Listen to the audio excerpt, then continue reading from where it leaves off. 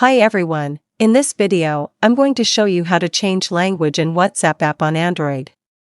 But before we continue this video, I hope you like, comment and subscribe to this channel and don't forget to hit the notification bell. So, without further ado, let's get started. Firstly, open the WhatsApp app. Tap the three dots on the top right corner. Tap Settings.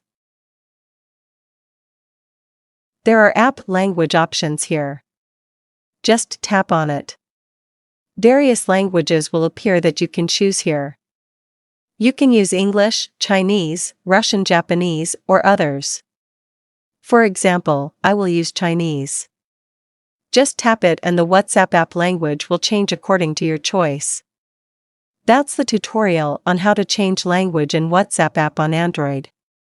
I hope this video will help you. See you in the next video. Thank you.